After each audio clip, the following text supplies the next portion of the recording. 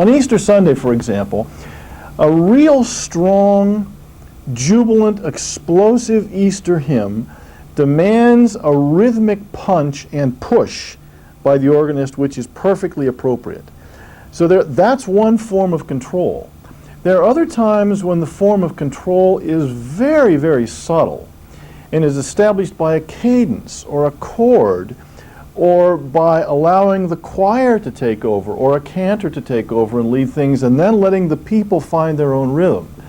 That's another kind of leadership which is different from the first one. They're both leadership, but there's a certain sense in which they're both transparent also. I'm not exactly sure how else to say that.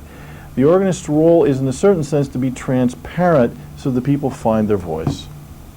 I think there's another element that's frequently forgotten on this question, and again I would guess it's true for a person who leads with the voice as it is for a person who leads from a keyboard, and that is the changing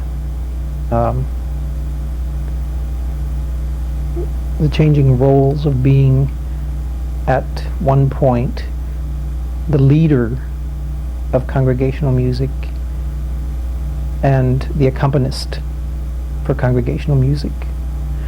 I think that the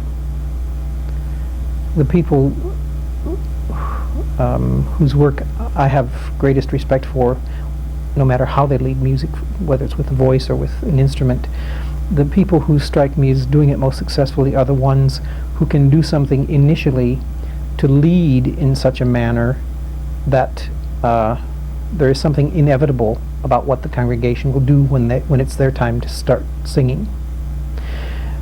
Once that's started, I think the role shifts rather profoundly to becoming, instead of the leader, the accompanist.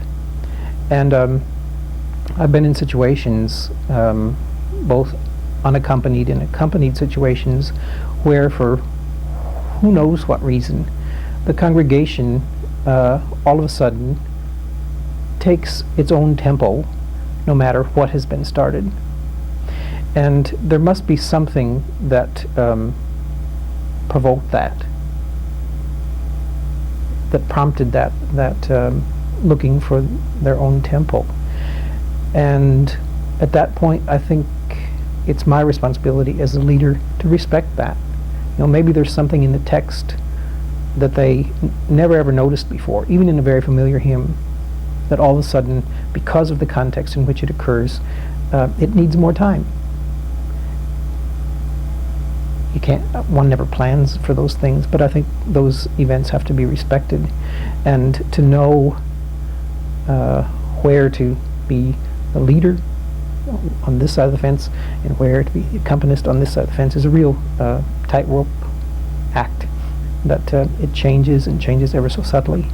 And I think one doesn't learn those kinds of things in either conducting techniques classes or private instrumental study. And it's my experience, if the group is very small, I can sometimes do more help, be of more use by walking away from the organ and standing with the people and singing with them than by playing. I can sometimes provide more confidence for them by singing with them than by playing.